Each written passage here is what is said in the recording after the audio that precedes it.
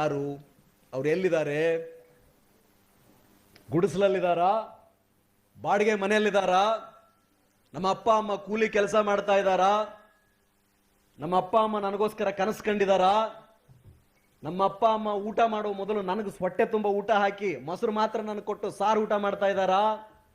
ನನಗೆ ಮಾತ್ರ ಒಳ್ಳೆ ಯೂನಿಫಾರ್ಮ್ ಅನ್ನು ಕೊಟ್ಟು ಇನ್ನೂ ಹರಿದು ಬಟ್ಟೆ ಹಾಕ್ತಾ ಇದ್ದಾರಾ? ಕೂಲಿ ಕೆಲಸಕ್ಕಾಗಿ ನಮ್ಮ ಅಪ್ಪ ಅಮ್ಮ ಬೆಂಗಳೂರಿಗೆ ಬಂದ್ರ? ನಾನೊಬ್ಬ ಅಧಿಕಾರಿ ಆಗಬೇಕು, ನಾನು ಆದಾಯ ಮಾಡಬೇಕು ಅಂತ ಕನಸು ಕಾಣ್ತಾ ಇದ್ದಾರಾ? ಆ ಅವಸ್ಥೆ ನಿಮ್ಮ ಮಾರ್ಗದರ್ಶಕನಾಗಬೇಕು. ನಿಮ್ಮ ಪರಿಸ್ಥಿತಿ ಅದು ನಿಮಗಾಗಬೇಕು. ಈ ಮೆದುಳಿದೆಯಲ್ಲ, ನನಗಿರೋ ಮೆದುಳು, ನಿಮಗಿರೋ ಮೆದುಳು, ಅವ್ರಿಗಿರೋ ಹೃದಯ, ನಿಮಗಿರೋ ಹೃದಯ. ನಮ್ಮ ಸೈಂಟಿಸ್ಟ್ ಸಾಹೇಬರಿಗಿರ್ತಕ್ಕಂಥ ಡೇ 24 ಗಂಟೆ 365 ದಿನ. ಅವರು ವಾಸಿಸುವ ಬೆಂಗಳೂರು. ಕಿರಣ್, ವಿನೋದ್, ಇನ್ಯಾರೇ, ನಾವು ಇಲ್ಲೇ ಇದ್ದೀವಲ್ಲ. ಅವ್ರಿಗೆ ಆಗಲಿಕ್ಕೆ ಸಾಧ್ಯ ಆದರೆ ನಮಗೆ ಯಾಕೆ ಸಾಧ್ಯ ಇಲ್ಲ? ಈ ಪ್ರಶ್ನೆಯನ್ನ ಮಾಡ್ಕೋಬೇಕು. ಸಮಾಜ ಬಯಸೋದೇನೆಂದ್ರೆ ಬಡವನ ಮಗ ಬಡವನಾಗೇ ಇರಬೇಕು, ಕೂಲಿ ಕೆಲಸದ ಕಾರ್ಮಿಕರ ಮಕ್ಕಳು ಕೂಲಿ ಕಾರ್ಮಿಕರಾಗೇ ಇರಬೇಕು. ಧಿಕ್ಕಾರ ಹೈ, ಅದನ್ನು ಪ್ರತಿರೋಧಿಸಬೇಕು.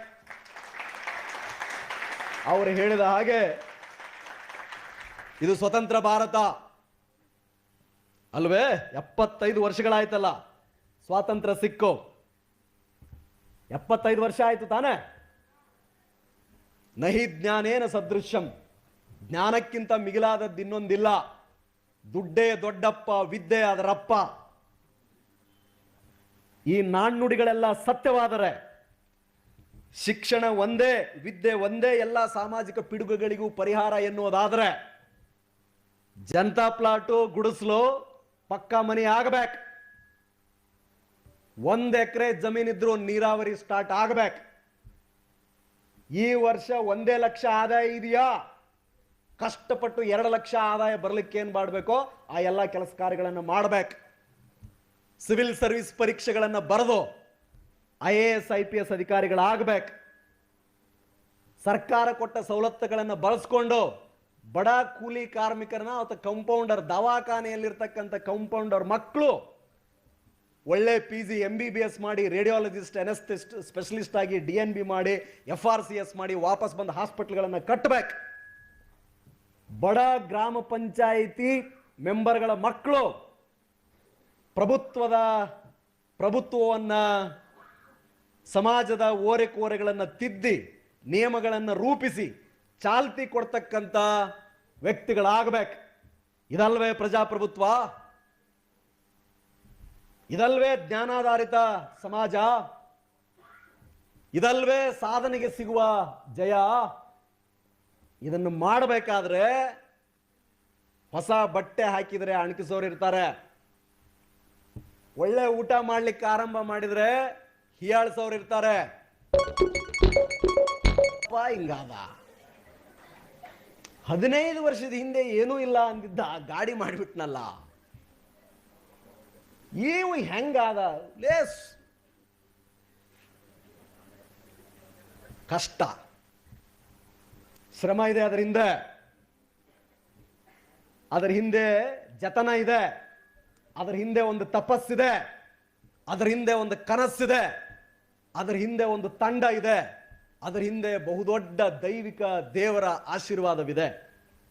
ಸೊ ಹಾಗಾಗಿ ಆ ಎಲ್ಲ ಓರೆಕೋರೆಗಳ ಮಧ್ಯೆಯೂ, ಆ ಎಲ್ಲ ಸಮಸ್ಯೆಗಳ ಮಧ್ಯೆಯೂ ಸಮಾಧಾನವಾಗಿ ಸಮಯಕ್ಕಾಗಿ ಕಾಯ್ದು ನಮ್ಮ ಭಗವಂತ ಕೊಟ್ಟಿರತಕ್ಕಂಥ ಅವಕಾಶಗಳನ್ನು ಉಪಯೋಗಿಸಿಕೊಂಡು ಸರ್ವೇ ಜನ ಸುಖಿನೋ ಭವಂತು, ಬಹುಜನ ಹಿತಾಯಚ ಬಹುಜನ ಸುಖಾಯಚ ಅನ್ನುವ ಹಾಗೆ ನಾನು ಬದುಕು ಎಲ್ಲರದೂ ಆಗಬೇಕು.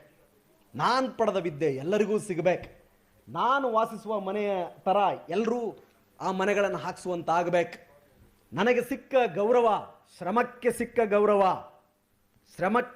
ಗೌರವ ಇತರರೂ ಶ್ರಮಪಟ್ಟರೆ ಸಿಗಬೇಕು. ನಾನು ಸಮಸ್ಯೆಗಳಲ್ಲಿದ್ದಾಗ ಕಷ್ಟಪಟ್ಟು ಹೊರಬಂದ ಹಾಗೆ ಇತರರಿಗೂ ಆ ಸಮಸ್ಯೆಗಳಿಂದ ಹೊರಬರ್ತಕ್ಕಂಥ ಆ ಛಲ, ಆ ಆತ್ಮವಿಶ್ವಾಸವನ್ನು ತುಂಬತಕ್ಕಂಥ ಕೆಲಸ ಮಾಡಬೇಕು. ಅನ್ನುವುದು ಶಿಕ್ಷಣ.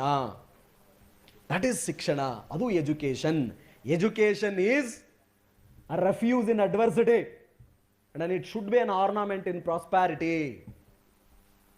ಶಿಕ್ಷಣ ಅನ್ನೋದು ಕಷ್ಟ ಕಾಲದಲ್ಲಿ ನಮಗೆ ಅದರಿಂದ ಹೊರಬರಲಿಕ್ಕೆ ಸಹಾಯ ಮಾಡಬೇಕು.